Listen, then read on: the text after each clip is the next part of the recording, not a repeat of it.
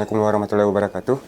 Nama saya kalau biasa dipanggil Agam. Kalau di Rinjani saya kadang jadi porter, kadang jadi guide, kadang jadi tim rescue.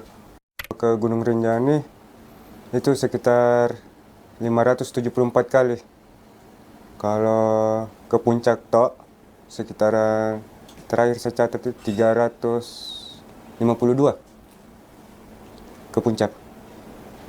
Jadi kadang saya naik 3 kali seminggu, kadang 1 hari one day trip, kadang sebulan 4 kali, tergantung tamunya.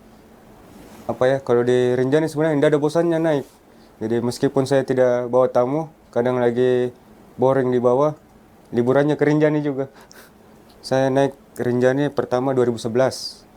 Kemudian itu waktu masih kuliah. Jadi ngantar junior di kampus ke Lombok lah. Akhirnya balik lagi ke Hasanuddin kampus. Selesai kuliah saya coba merantau ke Lombok dan terdampar di Sembalun. Ya, di situ tahun 2000 akhir 15 mulailah awal Rinjani yang kedua kali awal dan tidak pernah pulang ke Makassar. Kalau di Rinjani ini menurutku ya spesial banget gunungnya. Salah satunya itu semuanya yang ada di Indonesia ada di sana. Contoh, kalau di Merbabu kan savananya bagus, tapi di Rinjani juga ada savana yang hampir mirip Merbabu. Di Rinjani ada medan berpasir ke puncak. Di beberapa gunung vulkano juga ada. Rinjani ada hot springnya, air panas, permandan air panas. Di Rinjani ada danaunya. Di Rinjani ada hutannya. Pokoknya di Rinjani paling lengkap gunung dan paling indah dan paling banyak pengunjung bulenya. Itu yang bikin beda dengan gunung-gunung yang lain. Makanya tidak pernah bosan ke Rinjani. Yang paling mengesankan selama ini waktu evakuasi bule yang dari Israel, yang jatuh dari puncak, dari top, dari pucuknya Gunung Rinjani, dia selfie. Itu bulan Agustus, dia jatuh ke bawah, 160 Overnight repair untuk kulit meter. Akhirnya dievakuasi. Di waktu itu ada banyak tim relawan gabungan yang bantu evakuasi, tapi di atas nggak ada yang mau turun evakuasi, termasuk teman-teman Basarnas. Kurang berani waktu itu karena memang medannya sangat ekstrim, karena batuannya lepas. Akhirnya di atas itu saya inisiatif untuk mencoba turun dan akhirnya berhasil ngangkut selama evakuasi 3 hari. Jadi kondisi tubuh si korban yang si Barboas ya namanya, ya Barboas, itu otaknya keluar, patah tulang rusuk, hancur lah kepalanya. Itu sangat berkesan menurutku karena di situ dilihat kerjasama tim. Jadi teman-teman dari Basarnas, Porter, tim SAR Lombok Timur semua bantu. Termasuk relawan-relawan dari Mapala, teman-teman Mapala akhirnya bisa kerjasama yang baik sampai jenazah bisa diturunkan, dinaikkan dulu ke puncak baru diturunkan ke desa. Jadi beberapa kejadian di Gunung Rinjani itu sering saya hadir di sana yang meninggal. Jadi kayak anak Palembang si Mbak Ike 2017. Jadi pas lagi turun ke danau ketemu mayat lagi ngambang di air panas. Akhirnya bantu evakuasi. Yang sementara dicari-cari sama tim SAR kan tiba-tiba muncul di depanku. Kadang saya yang duluan dapat, kadang porter yang kasih tahu ada di situ. Kadang muncul di mimpi. Kayak bule Israel ini 2 hari sebelum kejadian sudah ku tahu ada di mimpi muncul. Jadi dia kasih tahu di mimpi ada yang jatuh di puncak.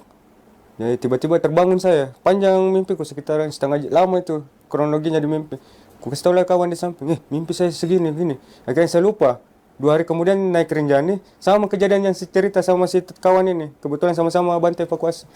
Sempat dia bilang, wih kenapa sama ceritamu sama yang di mimpi, sama kejadian ini. Bilang yang mana, yang kemarin kamu cerita. Oh iya, unik juga. Jadi kalau saya pribadi relawan kan, volunteer. Jadi kami biasanya kalau dapat kejadian, kami koordinasi dulu ke teman-teman Polhut, teman-teman Taman Nasional, nelpon ke kantor riset, bang ini ada kejadian begini, gimana? Koordinasi. Kadang kalau butuh gerakan cepat, tidak koordinasi, evakuasi dulu. Kalau masih hidup kan banyak korban pingsan. Saya evakuasi dulu, kalau sudah kondisi sadar, saya laporan, bang ini dapat korban bule, kayak kemarin, dua minggu lalu, ada yang pingsan di jalur Pelawangan ke danau. Awalnya saya kira kecil, jadi saya tanya teman, nanti saya gendong turun ke danau. Jadi dia kan begini, oh bisa lah saya angkat. Pas berdiri, tingginya 198, saya begini, bro, besar sekali badanmu. Akhirnya aku suruh jalan, nggak jadi saya angkat, karena beratnya hampir 130 kilo. Kalau di Rinjani, menurutku ya, gunungnya indah, tapi terlalu banyak orang yang ke sana dan lupa bawa sampahnya pulang. Akhirnya kondisinya kalau foto banyak warna-warni di tanah, tapi beberapa tahun terakhir ini sudah mulai agak bersih dibanding tahun-tahun sebelumnya. Kalau tahun sebelumnya parah banget sampahnya di mana-mana.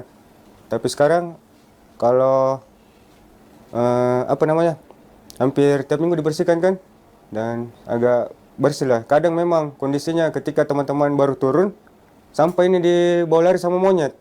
Kadang sampahnya sudah di packing mau dibawa pulang, monyet datang hambur lagi, jatuh di jurang. Jadi banyak faktor yang bikin kotor sebenarnya. Selain itu kesadarannya juga teman-teman, kadang bebannya terlalu berat, mau nambah sampah lagi, dirinya aja susah dibawa pulang, apalagi mau bawa sampah, akhirnya dia tinggal sampahnya. Banyak kejadian seperti itu. Menurutku Bang, harapan paling ini prosedur untuk penanganan sampah betul-betul ditingkatkan. Mulai dari pelaksanaan pengecekan sampah, double check di pos 2, kemudian pas check out betul-betul diperiksa sampahnya supaya ini ada efek jerah buat teman-teman yang suka tinggalin sampah.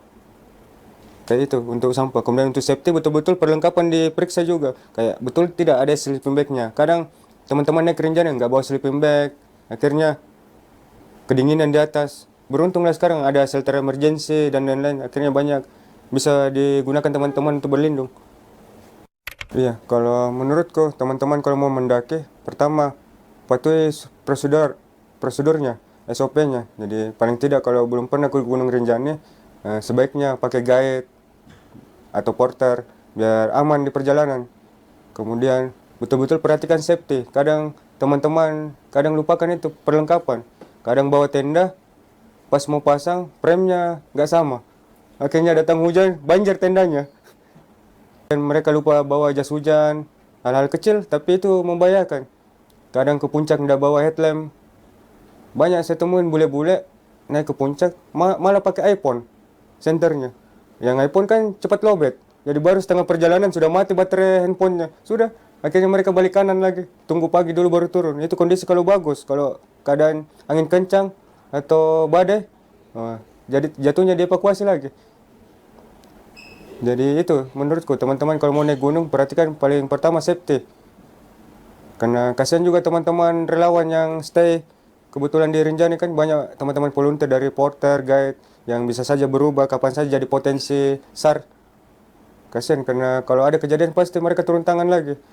Jadi kalau mau naik Gunung Rinjani nggak butuh juga kayak harus jadi atlet, nggak. Karena banyak klien tamu-tamu dari tim kami itu pendaki pemula. Jadi awal sebelum persiapan 1 bulan biasanya mereka daftarkan, chatting sama kami tim, kami himbau biasanya kami kasih materi-materi kamu olahraga secukupnya, nggak usah paksa juga, jogging-jogging aja, persiapan fisik, mental, kemudian perlengkapan yang betul-betul safety. Kemudian naik gunung kami biasanya briefing sama dokter, sama ini untuk paling tidak mereka mengerti tentang penanganan kalau ada penyakit gunung kayak mountain sickness, hipotermia. Jadi ada sistem pengetahuan yang dimiliki sebelum naik. Habis itu baru di lapangan. Nanti pada saat di lapangan kadang mereka lupa. Tinggal posisi guide dengan porter ingatkan, kamu tuh sudah kondisi basah, ganti bajumu di tenda, pakai jaket ini. Itulah fungsi-fungsi teman-teman guide di sana dan porter. Ayo ke Rinjani, mendakilah seaman dan senyamannya.